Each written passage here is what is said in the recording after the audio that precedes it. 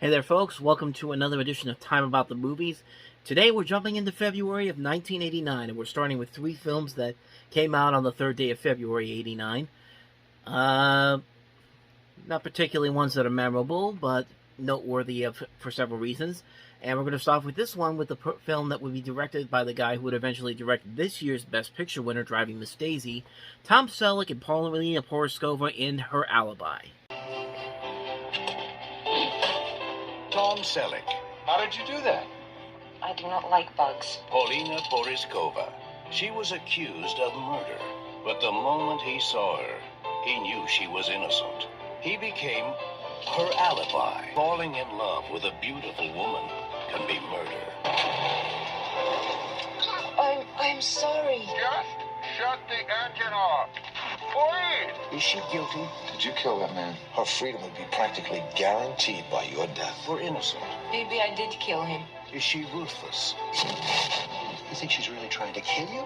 Keep still or I'll cut you. Or harmless? Sometimes she seems like a lost child. Who are you? I wish I could tell you. Is he her target? Ah! Am I interrupting something here? Don't pull it down! It's coming! It's coming! She's an animal. Okay, I think we get the point right there. Yeah, Her Alibi was not a very good movie, and to be quite honest, Tom Selleck, back at when Magnum P.I. ended, didn't really pick a whole lot of good leading roles.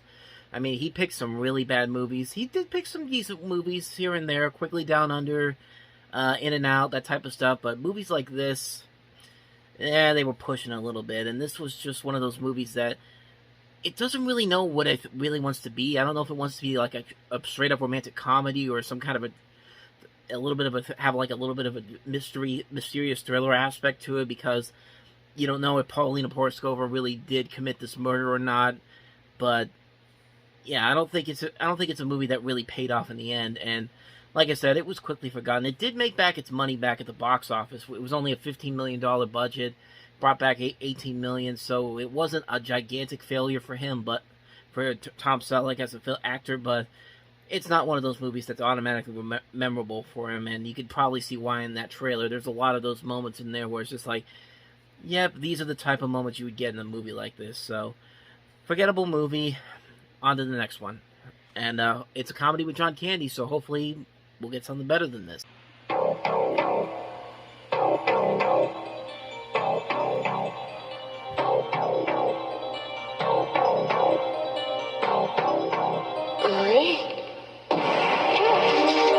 A woman in danger. A fortune in ransom. I don't care what they want. I'll pay anything. A mystery in the making. You don't know anything about this kidnapping, do you? There's only one man tough enough to intimidate the suspect. Smart enough to uncover the clues. Brave enough to catch the kidnappers. Who is that? Harry Crumb. That's right, the Harry Crumb. He's coming on strong. He's coming through. And he's coming to a theater near you. Harry Crumb. John Candy. Looks like this one get a little rough. Who's Harry Crumb?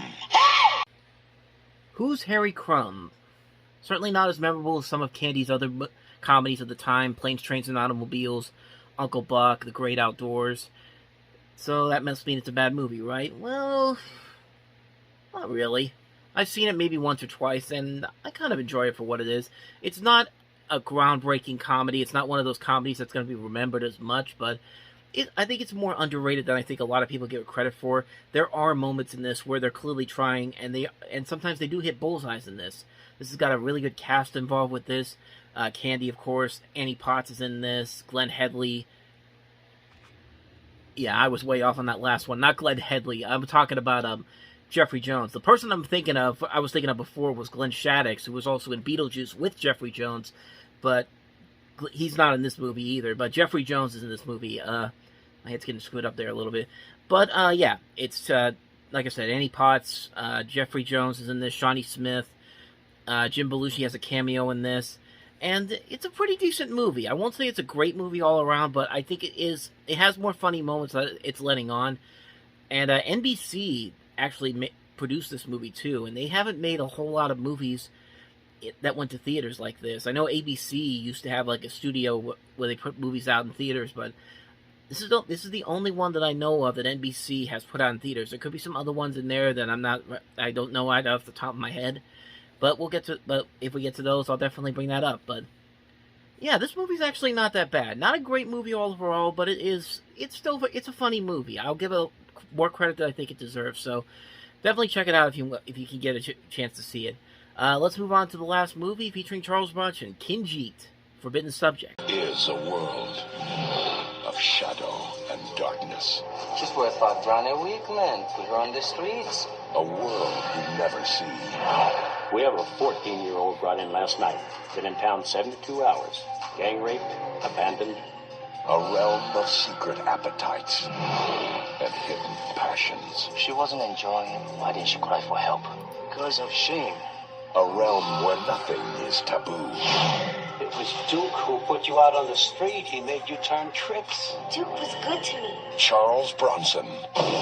Everybody, on the floor, now! Kinjite, Forbidden Subjects.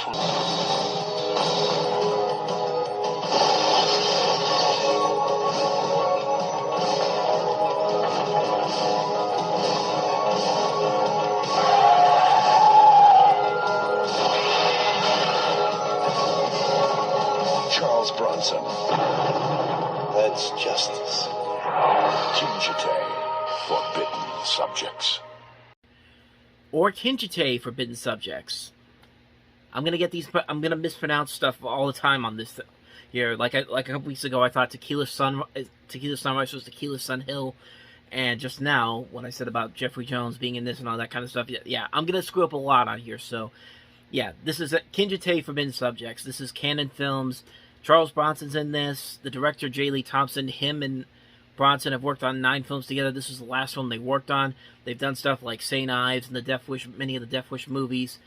And not a good one to go out on. I mean, there's a lot of stuff in here that could make for some interesting subject matter, some interesting things that could have been involved in this, but it's pretty much what you expect from Canon Films. It's a little cheesy, a little too corny. Maybe the most memorable thing about this movie is the scene where Charles Bronson gets the guy to eat his own watch. And I don't know if that was supposed to be taken seriously or it's not, but I laughed my ass off when I saw that the first time. But, yeah, but that's the only thing I can remember from this movie, then this movie probably didn't do the best job it could, so... Kinjite, Forbidden Subjects. Probably one that's not going to be remembered too much, and... even for Canon Films, there are much better films by them that are just as cheesy and as corny that are probably much better than this movie is. So, yeah. So that's Kinjite, Forbidden Subjects. And on that note, we're going to end this episode here.